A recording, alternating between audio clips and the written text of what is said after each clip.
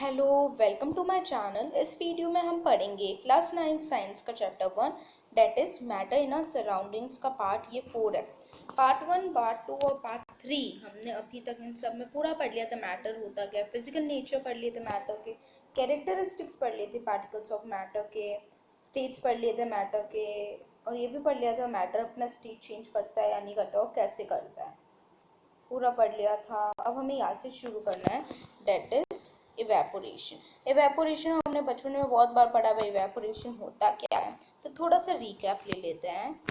हमने नोटिस किया है कि जो वेट क्लोथ्स होते हैं वो ड्राई कैसे होते हैं। इसका बेस्ट एग्जांपल है ये कि जो गीले कपड़े होते हैं जब हम सुखोने लगते हैं तो वो ड्राई क्यों होते हैं, इवेपोरेशन की वजह से।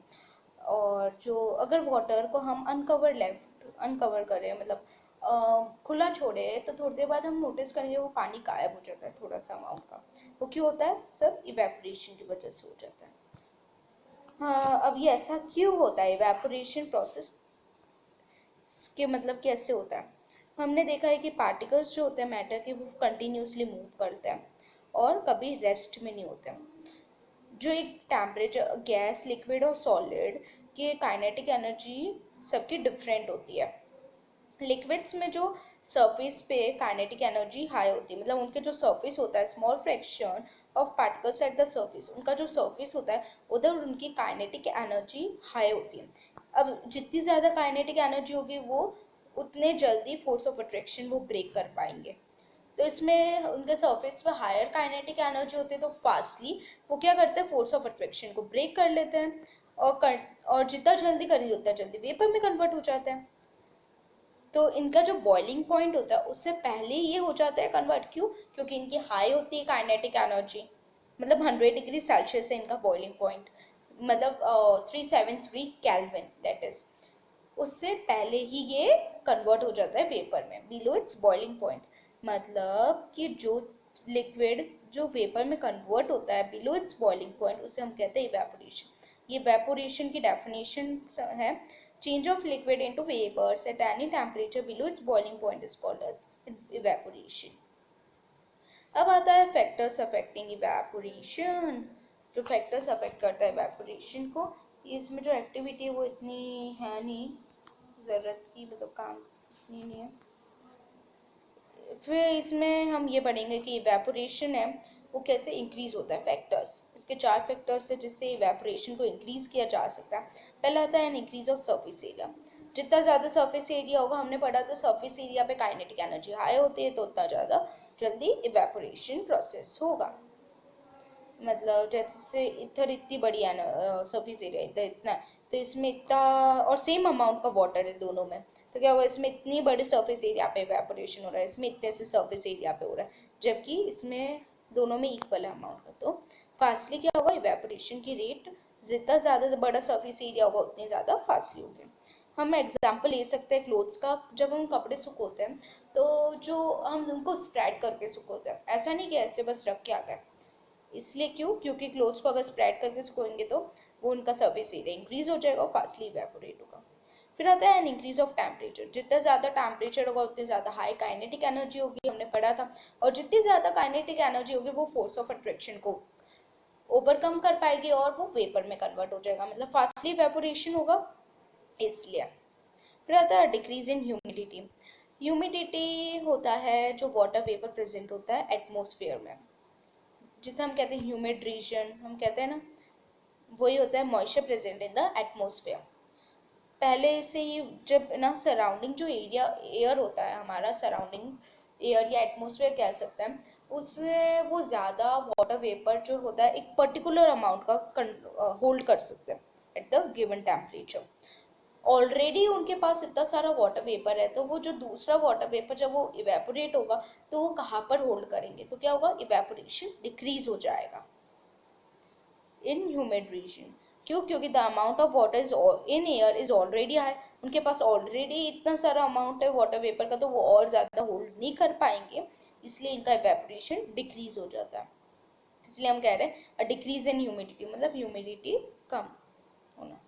फिर आता है इंक्रीज इन विंड स्पीड। हमने अभी पढ़ा कि वाटर वेपर प्रेजेंट होता है एटमोसफेयर में, तो जितनी ज़्यादा फास्टली विंड आएगी वो क्या होगा कि वाटर वेपर को अपने साथ लेके चली जाएगी, फिर सराउंडिंग एरिया क्लियर हो जाएगा, मतलब वाटर वेपर नहीं होगा तो फास्टली इवेपोरेशन होगा। लिखा हुआ है कि with the increase in wind speed the particles of water vapour move away with the wind, वो विंड के साथ मूव हो जाता है, क्या होता है डिक्रीज करता है, decreasing the amount of water vapour का अमाउंट डिक्रीज करता है सराउंडिंग में, इसलिए an increase in wind speed. फिर आता है how does evaporation cause cooling, वो कूलिंग क्यों होती है उससे। इसमें वेसल का दिया हुआ है, ये रहा, एक मिनट, हाँ।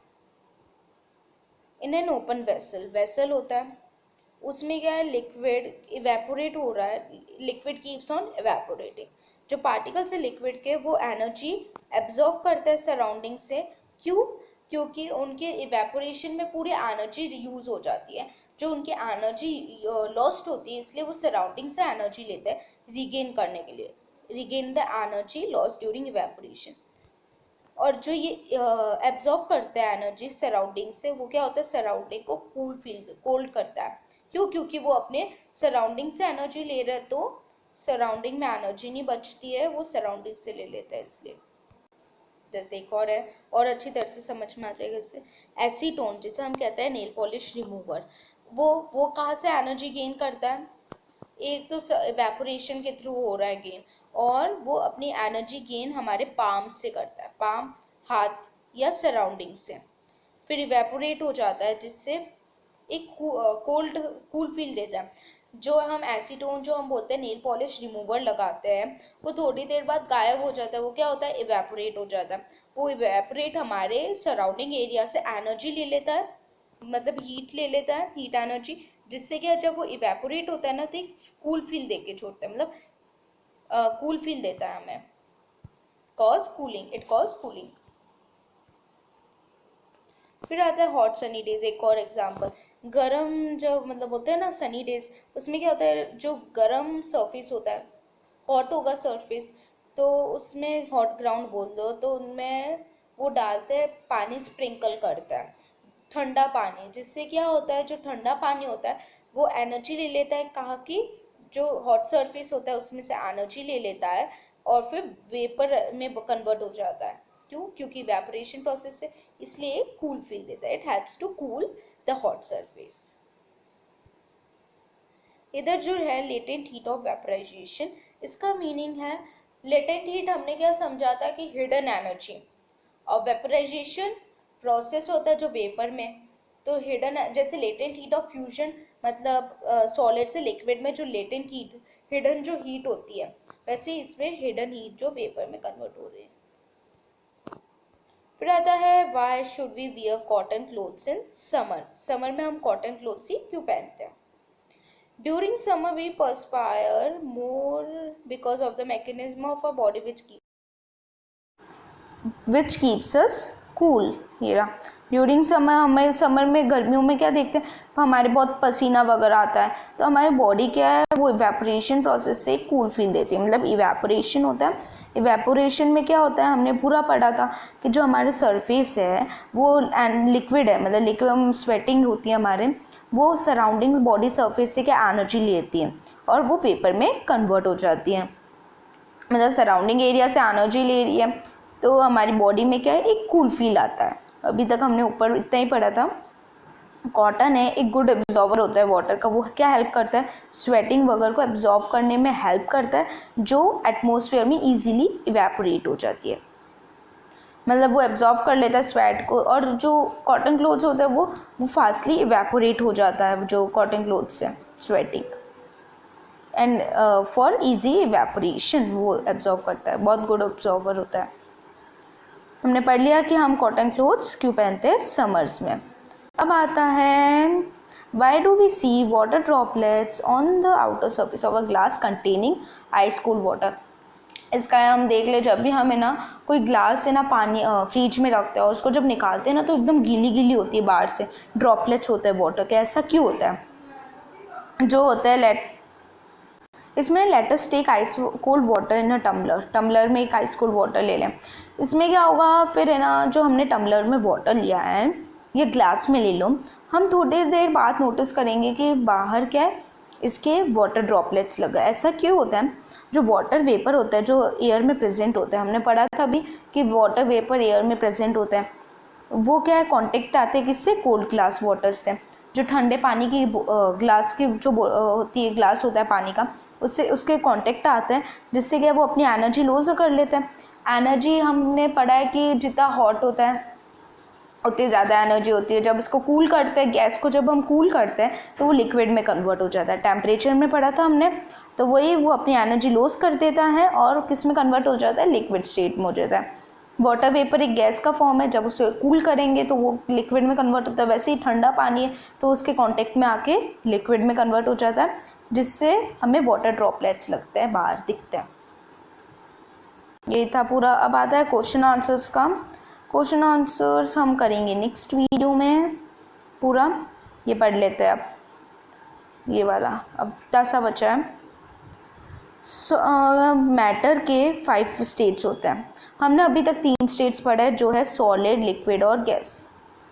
एक 2 और स्टेट्स होते हैं जिसे हम कहते हैं प्लाज्मा और बोस-ईनस्टीन कंडेंसेट, BEC। अब पहले पढ़ेंगे प्लाज्मा के बारे में, ठीक है। प्लाज्मा क्या है, एक सुपर एनर्जेटिक और super excited particles. It consist of, ये बहुत स्ट्रॉन्ग है, एक पार्टिकल है। ये पार्टिकल्स आयोनाइज्ड गैस होती है। ये आयोनाइज्ड गैस के बनी हुई होती है पार्टिकल्स। इसके एग्जाम्पल्स है नियॉन साइन बल्ब्स, फ्लूरेसेंट ट्यूब, ये सब क्या है, प्लाज्मा के एग्जाम्पल्स हैं। इनमें क्या होता है, नियॉन गैस होती है और जो ट्यूब में हीलियम गैस होती है और सम अदर गैसेस। मतलब सिंपल यही है कि जो हीलियम गैस वगैरह ये सब प्लाज्मा का फॉर्म है, जो हमें बहुत कम मिलती है, जो हमारे सराउंडिंग एरियाज़ में हम बहुत कम यूज़ करते हैं इसे। ये जो गैस है वो आयोनाइज्ड होती है। मतलब आयोनाइज्ड हमने पढ़ा था प्लस माइनस का, आयंस, एनायन, कैटायन बहुत पढ़े पहले। वो ये वो चार्ज हो जाता है और एक इलेक्ट्रिक एनर्जी फ्लो होती है उनके थ्रू। जो प्लाज्मा होते हैं वो एक plasma glowing inside the tube और द बल्ब। जो प्लाज्मा ही होता है, जो बल्ब और ट्यूब के जो होता है ना, इनमें वो प्लाज्मा ही होता है। The plasma glows with a special colour depending on the nature of a gas. वो एक स्पेशल कलर से होता है, ये नेचर ऑफ अ गैस पे डिपेंड करता है। ये रहा colour depending on the nature of a gas. जो सन होता है, स्टार्स होता है, ये जो ग्लो होते हैं ना, प्लाज्मा के वजह से ही होते हैं। हमने पढ़ा है even the universe is also matter. तो यूनिवर्स में कौन सा टाइप का मैटर होता है, ना सॉलिड होता है, ना लिक्विड होता है, ना गैस होता है, उसमें प्लाज्मा होता है। प्लाज्मा में उनमें जो ग्लोइंग होती है ना, वो ग्लो जो सन वगैरह ग्लो करते हैं, ये प्लाज्मा की वजह से ही करता है। क्या समझ लेते हैं कि प्लाज्मा जो यूनिवर्स में जो है, सोलर सिस्टम वगैरह, ये प्लाज्मा का बना हुआ है। इसके एग्जाम्पल्स नियॉन बल्ब्स वगैरह जो है। अब आता है बोस-ईनस्टीन कंडेंसेट। बोस-ईनस्टीन कंडेंसेट को बनाया था इंडियन फिजिसिस्ट सत्येंद्र नाथ बोस और एक और बनाया था अल्बर्ट ईनस्टीन ने, कैलकुलेशन वगैरह में हेल्प की थी, जिस predicted a new state of matter that is the Bose Einstein condensate, जिसे हम BEC भी कहते हैं। इनको इसके लिए नोबेल प्राइज़ भी मिल चुका है, बोस-ईनस्टीन कंडेंसेशन के लिए। जो BEC है ये कैसे फॉर्म होती है, जो गैस होती है उसको आप कूल कर लो, मतलब at the low density 100,000 density of the normal air. जो नॉर्मल एयर होती है ना, उसको आप कूल करो इतनी ज़्यादा, मतलब 100,000, जो उसकी इतनी ज़्यादा, जब आप उसको कूल करते हो, जो ठंडा होता है उसको, एयर को, नॉर्मल एयर को, तो आप नोटिस करोगे कि एक नया फॉर्मेशन होता है, डेट इज़ BEC, बोस-ईनस्टीन कंडेंसेट, इसका फॉर्मेशन होता है। इसके 2 एग्जाम्पल हो सकते हैं BEC के, डेट इज़ बोस-ईनस्टीन कार्बोनेट के। एक हम कह सकते हैं सुपर फ्लूइड्स और सुपर कंडक्टर्स। ये इसके 2 एग्जाम्पल्स हैं, सुपर फ्लूइड्स और सुपर कंडक्टर्स। ये बहुत आता है एग्ज़ाम में भी इसके एग्जाम्पल्स के बारे में, तो ये तो हमने ये पूरा पढ़ लिया बोस-ईनस्टीन और प्लाज्मा मेम्ब्रेन के बारे में। प्लाज्मा जो सोलर सिस्टम्स में होती है, नियॉन गैस में होती है, और बोस-ईनस्टीन जो हम नॉर्मल एयर होती है उसको अगर हम ठंडा करें, ठंड में जो लो डेंसिटी में रखें तो ये एक नया मैटर बनता है जिससे हम कहते हैं BeC, दैट इज बोस-ईनस्टीन कार्बोनेट। बोस-ईनस्टीन कैसा बना? एक सत्येंद्रनाथ बोस का ये बोस और एल्बर्ट आइंस्टीन का ये बोस-ईनस्टीन कंडेंसेट। और ये जितने भी क्वेश्चन आंसर्स हैं हम अपनी नेक्स्ट वीडियो में डिस्कस करेंगे, जितने भी हैं, ठीक है। अगर आपको वीडियो अच्छी लगी हो तो लाइक, शेयर और सब्सक्राइब करना ना भूलें। Thank you.